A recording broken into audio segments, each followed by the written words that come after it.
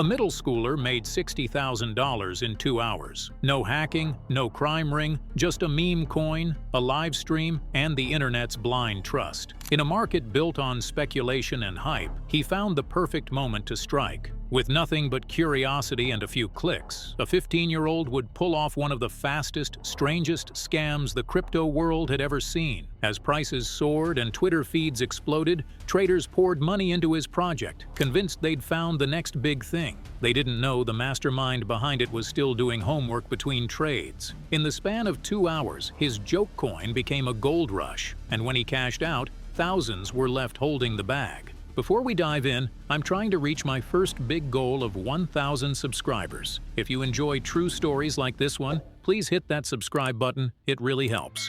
The kid behind the keyboard. His name was Griffin, a 15-year-old from the suburbs who spent more time on the internet than anywhere else. While other kids were playing Minecraft or watching YouTube, Griffin was deep in the chaos of crypto Twitter. Fascinated by charts, memes, and the absurd promise of getting rich overnight. He wasn't some prodigy with secret coding skills. He was just a smart, mischievous kid with endless curiosity and too much time online. Every day after school, he'd drop his backpack, open his laptop, and scroll through pump.fun, a website that let anyone launch a coin in minutes. No investors, no business plan, just a meme, a name, and a dream. Griffin loved the idea that the internet could turn a joke into a jackpot. It wasn't about the money yet. It was about the thrill, the attention, the rush of watching people be Griffin-Eve in something he made up. He wasn't after millions, just clout, laughs, and maybe a few bucks. But as he played with the idea of launching his own coin, something started to build. His tweets were getting attention, his live streams were gaining viewers, and a few people in the crypto community were starting to take him seriously. The birth of Gen Z Quant. It started on a quiet Thursday evening. Griffin had finished his homework, eaten dinner, and was back at his desk, the usual place where most of his ideas began. His laptop was open to a dozen tabs. YouTube videos about crypto, a few Twitter threads about meme coins, and the site he'd been curious about for weeks, pump.fun. The site was simple. You could create your own token in minutes. All it needed was a name, an image, and a small starting amount of money to get it going. Griffin had watched others do it before. He had seen random coins appear, trend for an hour, then vanish.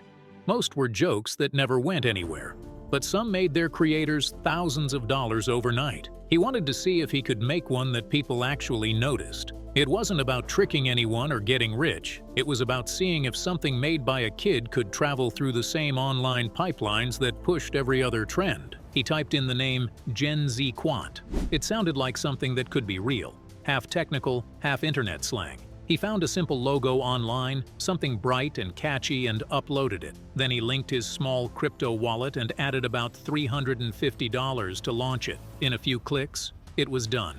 His own coin existed on the blockchain, public for anyone to buy. At first, nothing happened. Griffin refreshed the page a few times, watching the price chart sit flat. He scrolled through Twitter, trying to find someone mentioning it, but there was nothing. After half an hour, he almost closed his laptop. Then he noticed one small transaction. Someone had actually bought a few dollars worth of his coin. A few minutes later, another appeared. The numbers on his screen started to move, not by much, but enough to keep him watching. It spread faster than he expected. Someone posted a screenshot on Twitter with the caption, "What is Gen Z Quant LOL?" And that was all it took. A few others replied, joking about it, and more people began buying tiny amounts just to join in. Within an hour, the coin's page showed dozens of trades. Griffin's balance kept increasing every time he refreshed. His original $350 was now several thousand. In Discord servers, people started speculating about the coin. Some thought it was connected to another project. Others guessed it was an influencer's secret account. Nobody imagined it was run by a 15-year-old sitting at his desk, still wearing his school hoodie. The traffic grew so quickly that the site lagged when he checked the chart. By the end of the second hour, Gen Z Quant was trending across crypto forums and Twitter feeds. Griffin's wallet now showed more than $60,000 in value. He leaned back in his chair, not sure what to think. The rug pull heard around crypto Twitter. As the numbers kept rising, Griffin could hardly believe what he was seeing. His small test had turned into a gold rush. The chat on his live stream was full of messages telling him to hold, to let it ride, to become the next big name in crypto. But behind the excitement, a simple thought kept repeating in his head. This isn't real money until I sell. He clicked swap, watched the transaction confirm, and suddenly $60,000 appeared in his wallet. For a few seconds, he just stared at the screen. Then he laughed. Not out of greed, but out of disbelief. It didn't feel like stealing. It felt like the internet had played itself. But on the other side of that screen, the chart collapsed. In seconds, the price of Gen Z Quant dropped from a peak to almost nothing. Traders who had just bought in saw their balances evaporate. Discord servers filled with angry messages. Twitter threads called it a scam. Memes spread faster than the coin ever had. His face pasted next to headlines about the youngest rug pull in crypto history. Griffin watched the chaos unfold while sitting at his desk, still in his school hoodie. The same kids he joked with online were now calling him a fraud. Influencers who had hyped his coin deleted their posts. Some people laughed it off. Others demanded his identity. By the time he shut his laptop, the storm was still growing. To him, it had been a game, an experiment that got out of control. But to thousands of traders, it was a betrayal. He had just rug-pulled the internet, and the next morning, he still had to wake up, go to school, and turn in his homework. From meme to mayhem. The celebration didn't last long. Within hours, the internet turned on Griffin. The same people who had called him a genius were now calling him a thief. Threads appeared on Reddit and Twitter trying to track him down. Some shared screenshots of his account, others claimed to know where he lived. The jokes about the kid who beat the market turned into threats. At home, his parents were confused and scared. They didn't understand crypto, only that strangers online were furious with their son.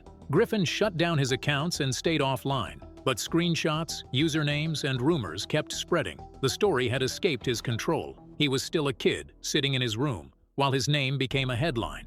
Then the strangest thing happened. In a wave of irony, traders who missed the first run decided to revenge pump his coin. They bought it again, turning Gen Z Quant into a meme of its own. The price skyrocketed, higher than it ever had when Griffin owned it. For a short moment, his coin was worth millions. If he had held his position, his $60,000 could have been more than $3 million. It was the perfect paradox. The internet was furious at him, but still couldn't stop feeding the hype he created. Griffin had become a symbol of greed, of chaos, of how fast things could spin out of control. The laughter that once drove him was gone, replaced by something heavier. The world he'd only wanted to impress had turned against him, and now he was watching from the sidelines as the monster he created kept growing without him. Sorry, not sorry.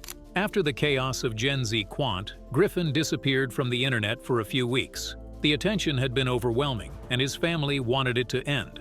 But the story never really left him. Every time he opened social media, he saw people still talking about his coin, some laughing, others angry. The curiosity that got him into trouble hadn't gone away. It just changed shape. One night, he decided to try again. He launched a new coin called Lucy. It wasn't meant to be serious, just another joke, another test of how far the internet would go. Within hours, it took off. People bought in, shared memes, and watched the price rise just like before. Griffin made another few $1,000s. The reaction was split. Some called him a genius for repeating the impossible. Others said he hadn't learned anything. A week later, he did it again. This time, the coin was called Sorry, a name that said everything and nothing at once. It was half apology, half provocation. The project made over $20,000 in profit before fading away like the others. But by then, Griffin wasn't just a kid with a laptop. He had become a topic of debate in the crypto world. Influencers argued over what his actions meant. Some said he was proof that the system rewarded hype over honesty. Others blamed him for exploiting people's greed.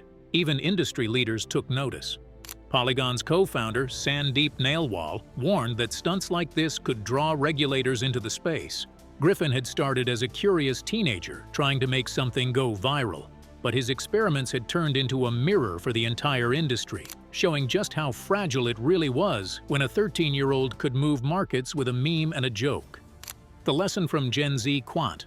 The story of Gen Z Quant wasn't just about a boy who made money. It was about what the internet has become, a place where attention is currency and belief can turn anything into value. Griffin's experiment worked because people wanted it to. They saw a coin trending, a chance to get rich, and they jumped in without asking who was behind it. Crypto has always promised freedom, No banks, no rules, no limits. But that freedom also means anyone can build something, hype it up, and walk away. Griffin didn't invent that pattern. He just exposed how easy it was to repeat. The system rewarded him for playing the game exactly as it was designed. The line between innovation and exploitation has never been thinner. When the market realized it had been fooled by a 15-year-old, it didn't stop to reflect. It laughed, got angry, and then did the same thing again. People pumped his next coins, made memes about him, and treated it all like entertainment. Honesty wasn't profitable. Hype was. And the more ridiculous it got, the more attention it earned. In the end, Griffin didn't just outsmart traders. He revealed something uncomfortable about the culture surrounding them. A market built on speculation will always favor whoever can sell the best story, no matter how young or inexperienced they are. The investors who called him a scammer were often playing the same game, just on a larger scale. The real question isn't whether Griffin was wrong, but whether the system itself ever made sense. If a 15-year-old can create value out of nothing, and walk away with $60,000, maybe the problem isn't the player. Maybe the system itself is the real scam. So, what's your take on his story? Let us know in the comments. And if you found this interesting, hit that like button and subscribe for more jaw-dropping stories.